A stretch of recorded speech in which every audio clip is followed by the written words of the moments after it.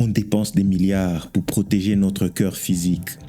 À titre d'exemple, la montre intelligente d'Apple, Apple Watch, elle traque votre rythme cardiaque 24 heures sur 24. Elle est capable de détecter des arythmies en temps réel et elle peut même appeler des services d'urgence pour vous si vous faites un malaise. Pour des prix dépassant souvent $1000 américains l'unité, des millions de personnes se ruent sur ces gadgets dernier cri. Et les chiffres parlent d'eux-mêmes. Apple a enregistré des revenus records de plus de $100 milliards américains rien que pour le deuxième trimestre 2025, juste sur l'Apple Watch. Mais voici ma question. Combien investissons-nous pour protéger notre homme intérieur? Écoutez-moi bien, il existe en vous un organe bien plus crucial que votre cœur physique. Un organe qui détermine tout. Vos décisions, vos relations, votre destinée éternelle. Et il ne se trouve pas dans votre poitrine. La Bible l'appelle le cœur. Votre homme intérieur. Et voici le drame. Cet organe spirituel est constamment sous attaque. Des prédateurs invisibles le ciblent jour et nuit. Pourtant, nous nous en préoccupons à peine. Pas d'application pour le surveiller, pas d'alarme pour nous avertir du danger. Vous voulez savoir quelque chose de troublant? Vous pouvez prier 3 heures par jour, jeûner chaque semaine, servir fidèlement à l'église et perdre quand même votre âme. Pourquoi? Parce que vous avez négligé la chose la plus importante, garder votre homme intérieur. C'est exactement ce que Salomon, l'homme le plus sage qui ait jamais vécu, nous avertit dans Proverbes chapitre 4, le verset 23. « Garde ton cœur plus que toute autre chose, car de lui viennent les sources de la vie. » Plus que toute autre chose.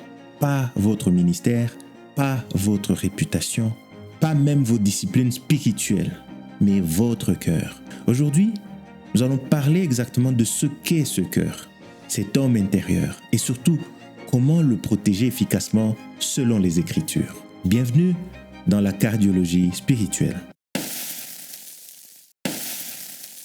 J'ai une question très simple pour vous. Est-ce que votre corps peut se développer sans manger? Est-ce que vous pouvez grandir sans vous nourrir? Est-ce que vos muscles peuvent continuer à tenir si vous ne faites pas de l'exercice, si vous restez à un seul endroit? On connaît beaucoup de cas, des gens qui restent allongés pendant un long moment, peut-être à cause de maladies, et juste au moment où elles se rétablissent, elles ont du mal et doivent être rééduquées pour être capables de marcher et de faire un pas. S'il en est ainsi pour votre corps, pourquoi penser que les autres parties de l'être ne doivent pas aussi avoir notre attention comme ça? Le corps, l'âme et l'esprit sont les parties de l'être humain. Mais nous négligeons souvent ce qu'est l'âme, ou bien le cœur, ou bien la partie de l'homme intérieur. Si nous devons fournir des efforts pour pouvoir nourrir notre corps, pour pouvoir même aller dans des salles de sport pour nous développer, pour développer les différentes parties de nos corps, alors nous devons aussi savoir que la Bible n'est pas contre le fait de fournir des efforts afin de protéger notre âme. C'est ce que dit la parole de Dieu dans Proverbes chapitre 4, le verset 23, que nous sommes en train d'explorer. Garde ton cœur plus que toute autre chose, même plus que ce corps qui souvent vient en priorité pour nous. Garde-le car de lui viennent les sources de la vie. Ce n'est même pas que le cœur est la source de la vie, mais il possède les sources de la vie. J'ai essayé de trouver le mot qui convient pour la source des sources, parce que la Bible dit le cœur, de lui viennent les sources. Je n'ai pas trouvé. Mais c'est une façon de nous dire que c'est la partie la plus importante de notre être. Quelqu'un va dire, oui, mais si l'Éternel ne bâtit la maison, celui qui l'a bâti en vain. Oui, cela est vrai, mais cela n'exclut pas que nous sommes co-ouvriers avec Christ qui bâtit la maison. Donc l'effort humain n'est pas inutile. La Bible nous dit dans le livre de Proverbes, chapitre 4, le verset 13, « L'âme du paresseux a des désirs qu'il ne peut satisfaire. Mais l'âme des hommes diligents sera rassasiée. » Ainsi donc, nous comprenons que la passivité ne vient pas de Dieu, car celui qui fournit l'effort pour s'occuper de ce que le Seigneur lui a donné, celui-là, il sera rassasié. Souvent, nous avons tendance d'aller vers Dieu, lui demander ce qu'il nous a déjà donné. L'effort, c'est de notre côté. Lui, Il va nous donner tout ce qu'il faut, tous les outils qu'il faut. Il nous dit, je serai avec vous et je ne vous abandonnerai pas, mais j'attends de vous l'effort. Donc il est très important que l'on sache où est-ce que nous sommes en train d'exercer nos mains, où est-ce que nous sommes en train de mettre notre effort le plus. Est-ce sur notre corps? Est-ce pour protéger certaines choses qui ne sont pas la priorité? Ou bien en train de protéger ce que le Créateur lui-même définit comme étant la chose la plus importante? Garde ton cœur plus que toute autre chose. Est-ce que nous le faisons vraiment? Paul a demandé à Timothée de combattre le bon combat. Qu'est-ce que cela veut dire? Ça veut dire qu'il y a beaucoup de combats, mais tous les combats ne sont pas bons à combattre. Il y a certaines batailles qui ne sont pas les nôtres. Il ne suffit pas d'être dans l'activité. Il ne suffit pas d'avoir quelque chose à faire. Encore faut-il faire la bonne chose. Donc si la parole de Dieu nous dit que le cœur, de lui viennent les sources de la vie, il ne faut pas que ces sources soient empoisonnées. En d'autres termes, le cœur, il est très important parce qu'il est la place où se trouvent les choses les plus importantes de la vie, les sources mêmes de la vie. Alors si ce cœur est mort par rapport à Dieu, alors il n'y a aucun espoir, rien ne vit. Mais si ce cœur est vivant par rapport à Dieu, alors tout est bon. Lorsque la Bible parle du cœur de l'homme, qu'est-ce que la parole de Dieu nous dit? Lorsque nous regardons de Genèse à l'Apocalypse, nous nous rendons compte qu'à chaque fois que Dieu parle du cœur, il est en train de parler de l'homme, mais pas de l'homme que l'on voit, mais de l'homme intérieur. Cet homme que Dieu a créé, il lui a donné un caractère, il lui a donné une personnalité. C'est cet homme qui vit au fin fond de nous. C'est cet homme qui, lorsqu'il meurt, nous manque.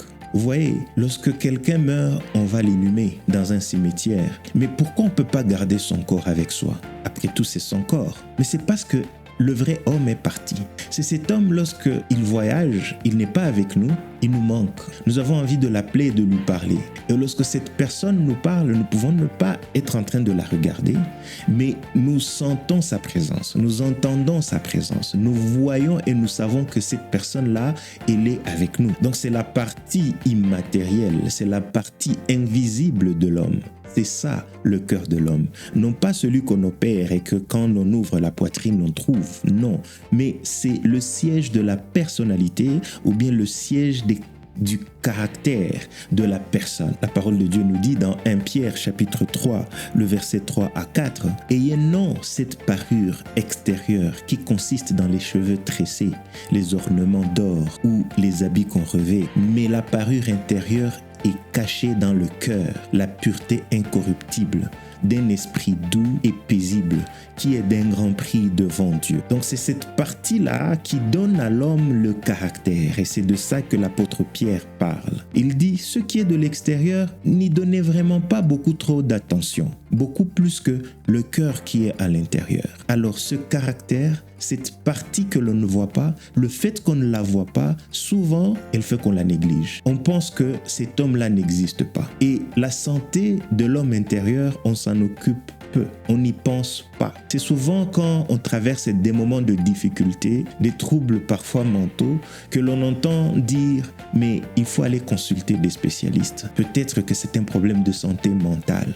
Pourquoi? Parce que c'est un côté que l'on a négligé. Étant immatériel, souvent l'homme tend à négliger et à ne pas y prêter beaucoup trop d'attention. Cette partie, elle est très importante. C'est elle qui définit ce qu'est l'homme. C'est le cœur qui fait qu'on peut voir quelqu'un de loin, on est attiré par son physique. On va vers la personne et lorsqu'on commence à interagir avec la personne, à interagir avec l'homme intérieur de la personne, on est déçu. On n'a plus envie de parler, on se rend compte que peut-être que cette personne n'est pas recommandable. Et pourtant, de l'un, on était attiré. On pensait que c'était quelqu'un avec qui il fallait traiter. Alors ce cœur, cet homme intérieur doit être protégé. Il faut protéger votre imagination de la vanité. Il faut protéger votre capacité de discernement contre l'erreur. Il faut protéger la volonté qui fait partie de l'homme intérieur contre toutes sortes de perversités. Il faut que nous protégions notre conscience de toute forme de culpabilité. Il faut protéger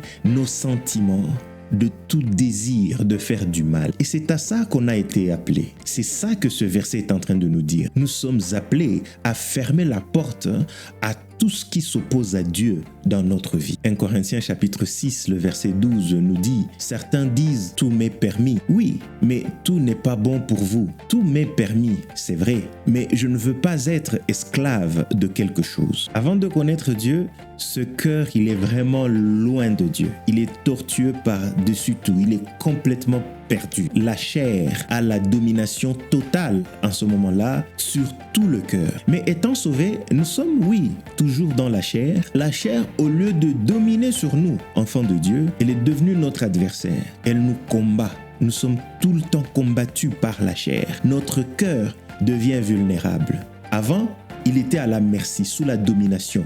Tout ce que la chair lui disait, le cœur cédait. Vole cet argent, il vole. Injurie cette personne, tu injuries sans conscience, sans culpabilité.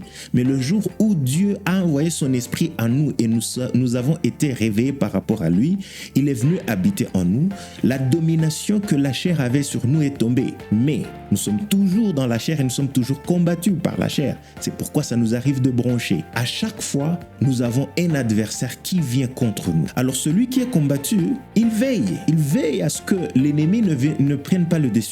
Il fait tout pour empêcher à ce que cette place qui contient les sources de la vie ne soit prise par l'ennemi. Alors ensemble, voyons c'est quoi garder le cœur. Premièrement, c'est le rendre conforme à la parole de Dieu. C'est donc quelque chose d'objectif. C'est pas quelque chose de subjectif. C'est-à-dire que ce n'est pas moi qui définit comment est-ce que ce cœur, je vais le rendre droit et je vais le protéger. Non, c'est pas moi qui détermine ça, mais Dieu a déjà dit, selon sa parole, comment cela doit se faire. Et il ne suffit pas de connaître cette parole. Il ne suffit pas de savoir ce que cette parole dit.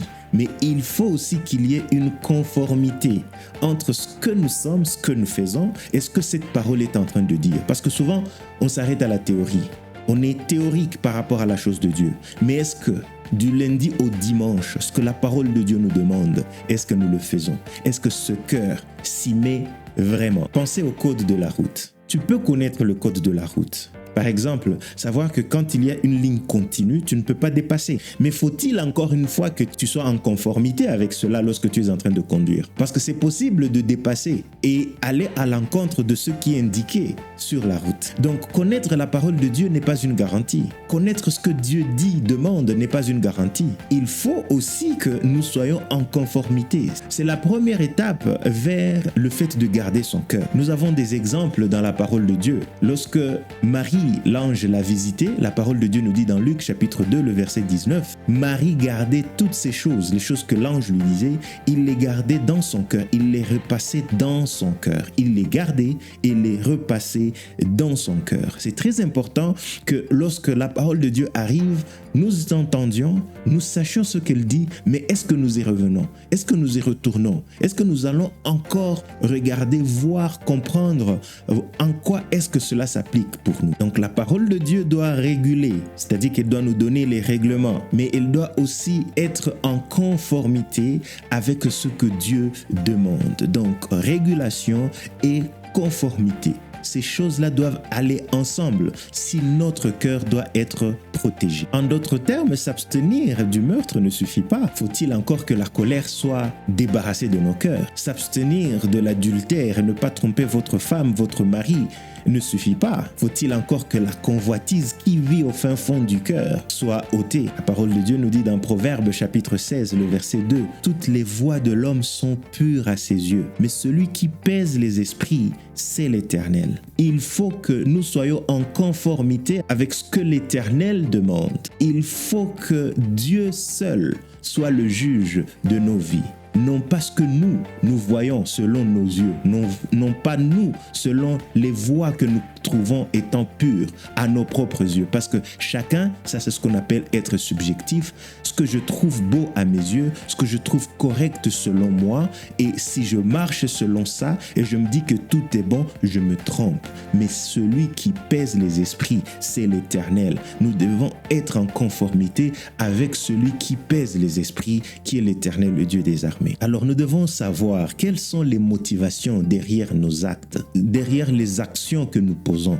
Qu'est-ce qui nous motive le plus? Est-ce que ce que nous faisons est en conformité avec celui qui pèse les esprits, qui est l'Éternel? Que cette question continue à être posée à l'homme intérieur. Alors, non seulement nous devons rendre notre cœur conforme à la parole de Dieu, il faut aussi le rendre invulnérable au péché. Le problème avec celui qui ne connaît pas Dieu, c'est que tant qu'il est en conformité avec la loi du pays, il sent que tout est bon. Il se dit, je n'ai rien fait de mal contre qui que ce soit, la police ne peut pas m'arrêter. On ne sait pas différencier le péché du crime, le péché du délit. Nous ne sommes pas régulés en tant qu'enfants de Dieu par seulement les lois des pays où nous sommes. Nous sommes régulés par plus que ça. Il est très important que nous protégions notre homme intérieur contre le péché parce que c'est ça qui le sépare de Dieu. Et lorsqu'il est séparé de Dieu, il est mort. C'est ça la mort spirituelle. Celui qui ne connaît pas Dieu, aussi longtemps que sa réputation n'est pas en danger, il s'en fout, il se fout du reste. Il veut simplement que tout marche selon ce que lui veut. Et s'il y a quelque chose qui peut le mettre en danger, peut-être qu'il peut faire attention. Mais pour nous, c'est différent. Celui qui est né de nouveau, celui qui est né de Dieu, il sait qu'il a des comptes à rendre au Créateur. C'est ça le cœur que David avait lorsque dans Psaume 51, il pleurait en train de demander à Dieu, Seigneur, renouvelle en moi la joie de ton salut, car j'ai péché. Il avait couché avec la femme de son général Uri et en plus il l'avait assassiné et il se sentait très mal parce qu'il avait fait quelque chose que Dieu ne pouvait pas accepter à ses yeux. Et David étant roi, c'était lui qui faisait la loi, mais cela ne pouvait pas suffire pour David. Il disait, j'ai péché contre mon Dieu. Joseph, la même chose. Lorsqu'il était chez Potiphar, Joseph a vécu avant Moïse, donc il a vécu avant la loi. C'est-à-dire que normalement, il ne devrait y avoir rien qui lui interdirait de faire le mal, ce que Dieu pouvait considérer comme mal, car la loi n'avait pas encore été révélée aux hommes au travers de Moïse. Mais lorsque la femme de Potiphar lui a proposé de coucher avec lui, il a dit, je ne pécherai pas contre mon Dieu. Mais Joseph, qui t'a dit que si tu faisais ça, c'était péché contre ton Dieu? Lorsque nous connaissons notre Dieu, lorsque nous marchons avec notre Dieu, sa loi, elle reste gravée et inscrite dans nos cœurs. Alors il est important que pour garder nos cœurs sains et saufs, nous le protégions contre le péché. Il faut éviter d'être vulnérable au péché. Joseph, il a fui, il est parti, il n'est pas resté dans le milieu de la femme de Potiphar. Il a dit non, je ne dois pas rester ici. Est-ce que nous faisons la même chose? Est-ce que lorsque nous voyons les tentations devant nous, nous mettons des mécanismes de telle façon qu'elles s'éloignent le plus possible, que le danger que nous pouvons courir, il s'éloigne de nous le plus rapidement possible? La parole de Dieu déclare dans le livre de Psaume, chapitre 24, le verset 3 à 4, « Qui pourra monter à la montagne de l'Éternel? Qui s'élèvera jusqu'à son lieu saint? Celui qui a les mains innocentes et le cœur pur, celui qui ne livre pas son âme au mensonge et qui ne jure pas pour tromper. » Donc c'est notre responsabilité de ne pas rendre notre cœur vulnérable au péché. Alors en plus de ça, en plus de rendre notre cœur conforme à la parole de Dieu, en plus de le rendre invulnérable au péché, nous sommes appelés à le garder propre. Non seulement la vulnérabilité, mais aussi la propreté. C'est ça notre rôle. Parce que si il est balayé, si la maison est balayée, il ne suffit pas de dire « oui, je suis capable de la balayer, alors je vais la salir ». On fait tout pour garder l'endroit propre. De telle façon que même si ça se salit, on puisse faire le moins d'efforts possible, on puisse fournir le moins d'efforts possible pour rendre l'endroit encore vivable. Alors c'est notre responsabilité de débarrasser nos pensées de tout ce qui peut être désir du mal. Lorsque le mal commence à naître en nous, c'est notre responsabilité de balayer, de dire non, je ne vais pas permettre à mes pensées d'aller vers là. C'est notre responsabilité de nous protéger contre des désirs illicites, de toute chose qui peut faire à ce que nous sentions coupables, nous soyons dans un état de culpabilité qui fait à ce que nous nous éloignions de Dieu. Alors quelqu'un peut se dire, mais moi je n'ai pas le contrôle sur ces choses. Je ne suis pas capable de m'en débarrasser. Lorsque je suis envahi par des pensées négatives, je ne suis pas capable de me débarrasser de cela. Mais ici, ce qu'on nous demande, c'est pas la capacité, parce que nous avons un Dieu qui nous rend capables, mais c'est le désir de le faire et de nous en débarrasser. Autant Nous allons chez le coiffeur et nous nous fatiguons jamais d'y aller et les cheveux ne font que repousser encore et nous y retournons encore. Nous devons toujours retourner vers notre cœur pour balayer tout ce qui est mal, tout ce qui peut faire à ce qu'il soit sale et que les sources de la vie soient empoisonnées. C'est notre responsabilité de le garder propre. Et notre Dieu est prêt à nous aider. Notre Dieu, il est prêt à nous venir au secours. C'est sa promesse. C'est pas nous qui faisons, c'est pas par notre propre force, mais il dit quelque chose. Il veut être un co-ouvrier avec nous. Dieu ne va pas venir tout faire pour nous. Il nous dit, je vous rendrai capable. Mais la foi consiste de croire au fait que cela est possible et de fournir un effort dans ce sens-là. Et croyez-moi, lorsque nous allons vers cette voie, nous voyons un miracle. Nous voyons un Dieu qui commence à nous rendre capables de faire certaines choses que nous n'étions pas capables de faire auparavant. Et la parole de Dieu nous dit dans le livre de Jacques, chapitre 4, le verset 8, « Approchez-vous de Dieu et il s'approchera de vous. Nettoyez vos mains, pécheurs, purifiez vos cœurs, hommes irrésolus. » C'est notre rôle de nous approcher de Dieu et de nous purifier, de garder propre notre être intérieur. Ce n'est que comme ça que nous pouvons garder l'homme intérieur et le garder contre tout autre danger qui peut le rendre malade et de faire à ce que la vie tout autour de nous puisse être meilleure. Car, encore une fois, la parole de Dieu nous dit « Garde ton cœur plus que toute autre chose, car de lui proviennent les sources de la vie. » Prions ensemble le Seigneur. Seigneur notre Père, tu nous dis de garder nos cœurs beaucoup plus que toute autre chose, car de lui proviennent les sources de la vie. Et souvent, nous nous sentons incapables de le faire. Mais tu viens de nous montrer dans ta parole que tu es là pour nous aider et tu nous demandes de nous purifier. Tu nous demandes de rester conformes à ta parole et tu nous demandes de ne pas nous exposer au péché afin d'être vulnérables. Aide mon frère, aide ma sœur, aide-moi sur cette voie, dans cette marche. Que ta grâce soit sur nous et que ton esprit nous guide et que l'œuvre du malin, la chair qui nous combat, échoue et cela au nom de Jésus-Christ. Merci pour ta parole et merci du fait que ceci va être possible dans nos vies. Dans le nom de Jésus-Christ, j'ai ainsi prié. Amen. Merci de m'avoir suivi et à la prochaine.